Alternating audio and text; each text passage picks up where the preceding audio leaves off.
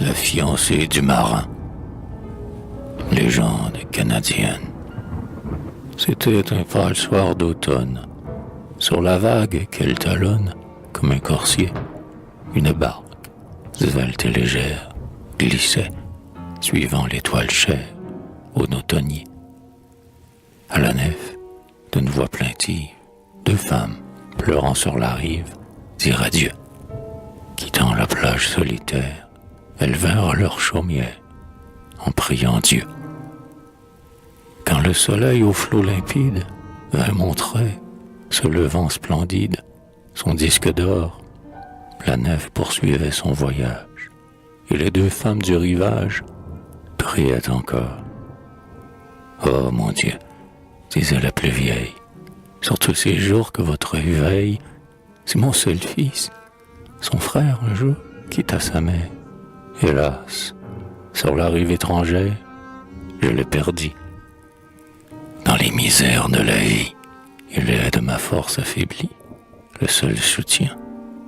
Faites, Seigneur, que dans son âme, il conserve la sainte flamme du vrai chrétien.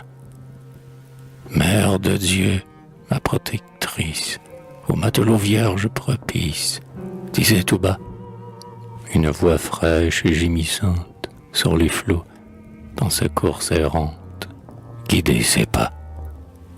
C'est mon fiancé, c'est mon frère, et pour moi, pour elle, sa mère, gardez-le nous, pour nous, par la douleur glacée, qui prions, pauvres et délaissés, à vos genoux. Or, cette voix fraîche et sonore, qui mêlait au chant de l'aurore ses purs accents, c'était une pauvre orpheline, trouvée au pied de la colline, sur les brisants. Un soir, après un jour d'orage, on entendit sur le rivage de faibles cris. La mer, roulant comme une lave, avait apporté cette épave dans ses débris.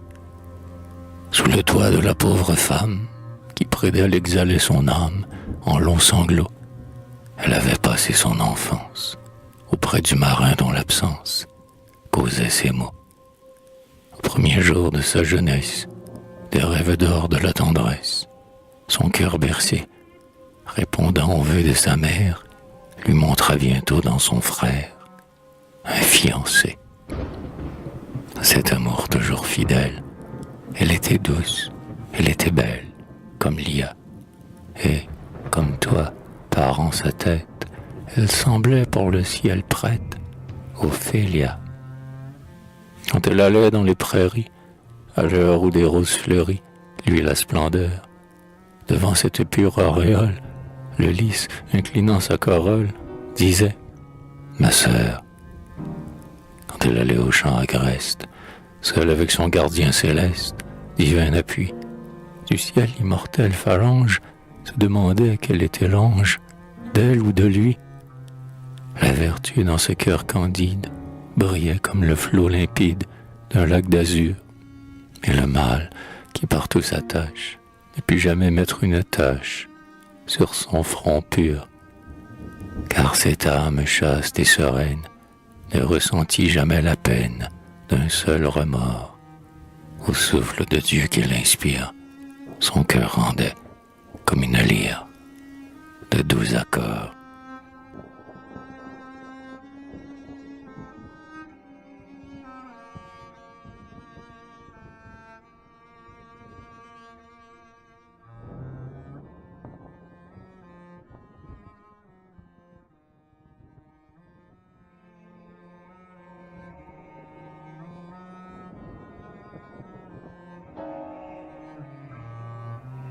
Avril était venu, la terre chantait sa chanson printanière.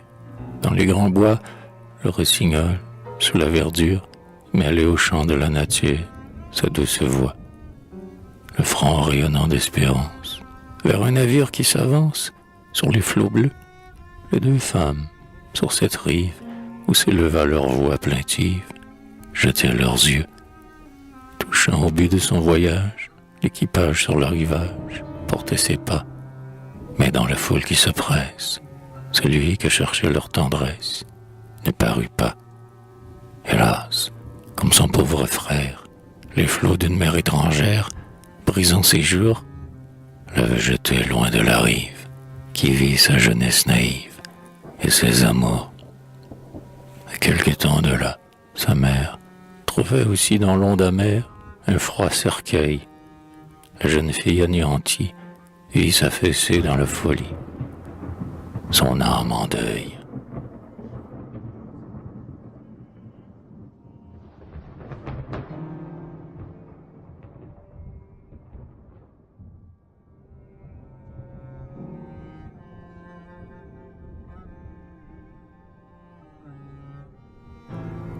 C'est encore par un soir d'automne, la lune pâle qui rayonne au champ désert dessine comme une arabesque la silhouette gigantesque des sapins verts.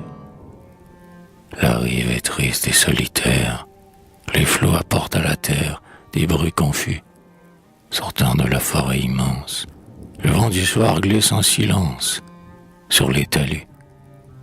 Une forme blanche, indécise, pareille aux vapeurs que la brise chasse en passant, paraît sur un rocher sauvage qui s'élève sur le rivage comme un géant. Ainsi que les brunes allumées, elle apparaît de fleurs aimées, son front charmant.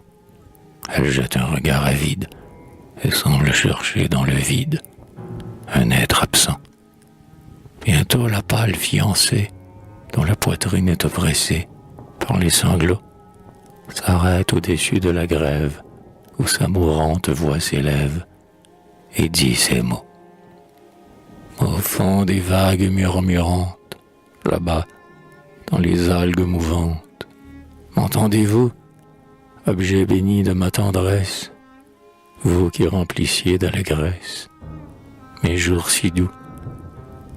M'oubliez-vous, pauvre isolé, que personne n'a consolé dans ses douleurs?